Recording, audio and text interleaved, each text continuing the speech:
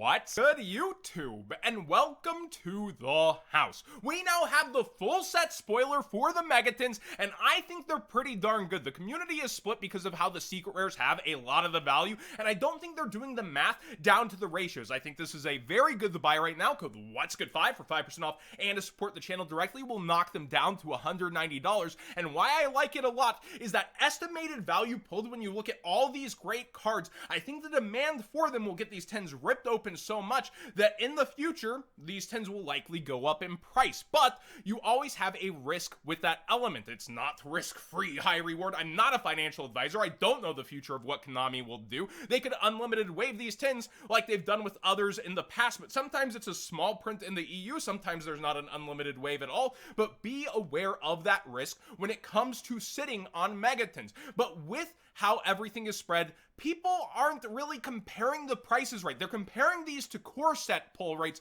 when the prices don't line up like that. It is $190 per case of 10s when you use my code, right? And if you multiply that by 4, you get to 760. That is 4 whole cases where on average you're going to see more than 4 of each of all the secret rares versus like in a core set you would see 2.4 of each secret in a core box. And what do those cost? The MSRP is up also with Darkwing Blast, just like it is for Megatins, where they're now $22 a piece for Megatins. Well, the Darkwing Blast rises MSRP on packs once again, but let's say you're pre-ordering, you're getting the good deals, $60 a box or whatever, and that's 12 boxes in a case, that's $720. And we just talked about 4 whole cases at $760. So there's this disconnect on pull rate versus what actually happens for the community at the price point with the Megatins. And last year there were 30 secrets, but there was more value spread into the ultra rares thanks to the chases being shoved in there the last 2 years with Dragoon and its debut, and then the ban list warping things towards it, so Dragoon was good. And then Crossout Designator, which kind of flopped at first, came down,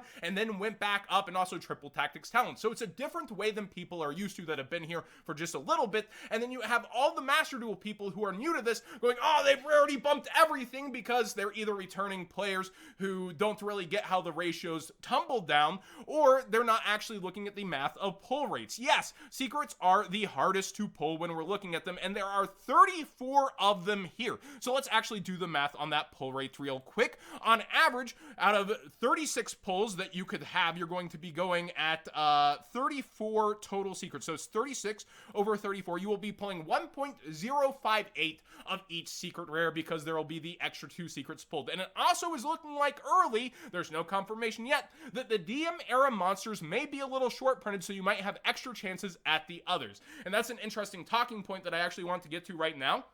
The DM era monsters, Red Eyes, Blue Eyes, and Dark Magician Girl are pretty darn pricey over in the OCG, which might lead to them reaching into our market initially. I think the Dark Magician Girl goes for over $100 over there, and the Blue Eyes is close to that. Not sure about the Red Eyes. I think it might be like 60, 65, but the last I looked, those were the prices they were going for. So when they come out here, especially if they're shorted, you might see some come off of the market there, and I think that's a great balance for the product. Let the people who collect their 50th altar of Blue Eyes end up paying for a bit of the singles that actually have the estimated value pulled out of the set on average, and let the other pulls become a little more common. Pot of Prosperity, we saw tubers had no problem with that, and there weren't really signs of other shorts out there, but we will wait. Right now it's just a guessing game. They could have had skewed clumped cases. Konami could have only done a couple of cases, and even clumping happens with them, and they aren't known to hide their short prints whenever they actually give tubers products or try to overjuice chase pulls. But that aside, let's get into the spoiler. We'll talk about my approach later. Armed Dragon level 7, Kit gets an upgrade. You have the Underworld Goddess, which is pretty nice. Pot of Prosperity, we didn't think this would be in here, a lot of people, and it ended up being there. Great. You have the Polymerization spell, Diviner of Herald. You have the Utopic Sage. You have a nice upgrade to one of the Rose Dragons. You have the Albion, if I'm not mistaken, Rudy Rose Dragon. You do have Utopia, the cover card, getting an upgrade, the Xyz. You have Mu Beta Fafnir. You do have a Luber looking mighty nice out of here, along with Dramaturge, and I believe that's Quertus. Then you have Branded Opening, Ready Fusion, Bonk Stick Ecclesia making it, along with Heavenly Prison and DPE, and the Live Twin Link 4. You have the Flunder map, you have Small World, you have Lightning Storm, and Droplet, Ogre Ash Bell, the Dark Magician was in, my bad, that was in Battle of Chaos, Dark Magician Girl, Red Eyes, Blue Eyes, and then some hidden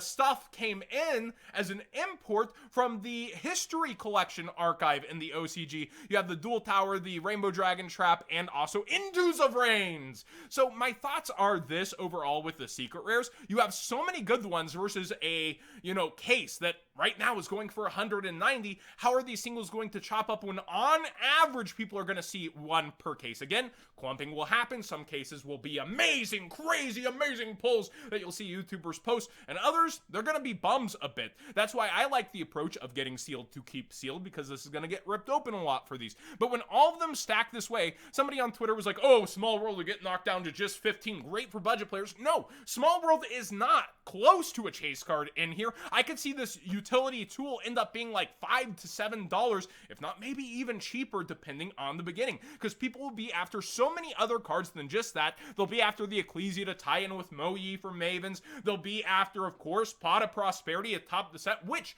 no reprinted card has ever been above $30 when debuting in the 10s. Only Triple Tactics Talent and Strike as reprints have made that, and the debut cards are what took a huge lightning hit on being expensive, but these cards already have existing copies out there, even if they're expensive, just like those other cards in the past had expensive copies that existed. So with Prosperity being so looked at and at playsets, will it pass that point? It's possible it can defy history. History-defying cards happen all the time, but I do think that with this first lead, then they'll be down to reprint it a couple more times. You might even see it get semi-limited at some point.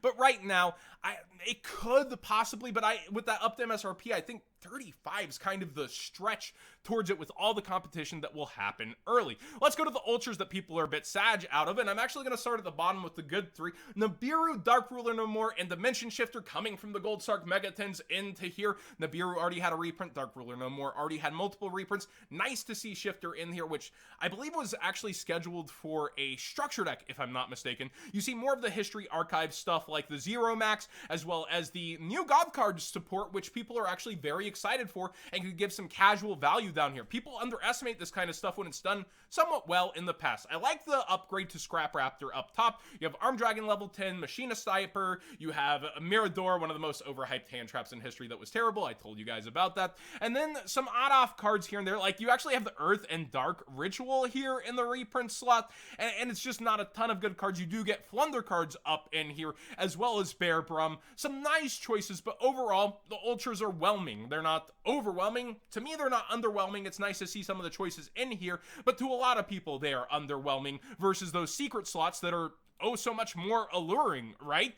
But I feel like the 10s were bound to go this way without a super import coming into here. And then you go to the supers, and yeah, it's lacking in total choices, but the 3 Ghost Girls are nice to see here. You do get the Sue ship in here. Nobody's hyped for that. I haven't seen a single person going, Sue ship, like they do for Master Duel, but it is nice to actually see it in here. And the throwback to Book of Moon super, even though this Book of Moon kind of sucks. You have the Live Twin Halloween one up here in the supers, as well as the Christmas one. You have Frost. You get some good spreads in here, but nothing that's going to be money, right? When people are focused on the value that they are pulling out of here. So again, the top end, the secrets, the hardest to pull stuff is where the value is going to be, but you're still looking at an average of over 1 per case, and that's not the best ratio we've ever seen out of the 10s, but with no fishy short prints so far out of the DM era stuff, like, I think that they've done a really good job on stacking the singles to import to save the terrible sets that were Blazing Dumpster Fire, Lightning Underdrive, Majesty and then Burst was pretty good, but it wasn't going to do all of the lifting. Konami did a very good save on the final entry, and I think this is the second best Megatin ever. Like, for real, after the Gold Sark Megatins, which had game-warping promos and really good reprints for its time. I think that's the only Megatin that actually outright beats this Megatin, but let me know in the comment section down below if to you there's another Megatin, not Collectorton, Mexi, and Tour Guide and all that.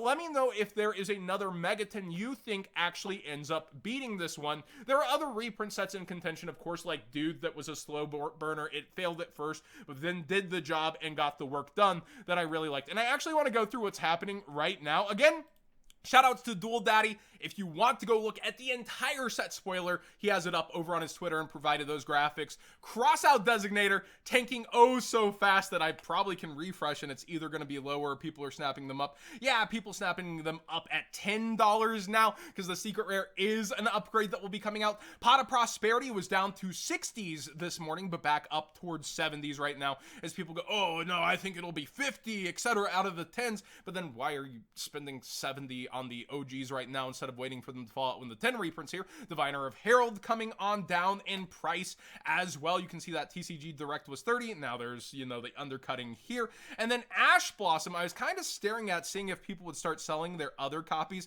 with the common also on the horizon. Not as quickly. Very interesting how people are digging their heels in the sand there when there is a common coming to uproot the other versions. And Prismatic Secret kind of might be towards the top end of what people want one day in the future. But we will wait and see. So what do you guys think of the Megatins and how they've been presented here? Are you in the camp where everything is good, it's too hard to pull? One per case does mean 1 out of 12 tins, right? But also that means that these cases are so much cheaper than core product that you can get about 4 cases of these versus a core product, meaning stacking up 4 of each secret rare on average versus say 2.4 of each secret rare out of a core set. Less likely to pull a play set there, where here you're more than likely to pull a play set at that same money. But if you're in it for the cards, go for the singles, most likely as the best bet. And if you want the sealed, I personally would be keeping it sealed for later, as this is going to be one of the most memorable Megatins for a lot of people, especially the Master Duel people coming in for the first time buying their tins. It's going to become very memorable for them, I think. Thanks for watching, everyone. Please subscribe if you haven't already. Give this video a thumbs up if you enjoy the conversation. And I really do want to hear what you think, even if you disagree with me on this one.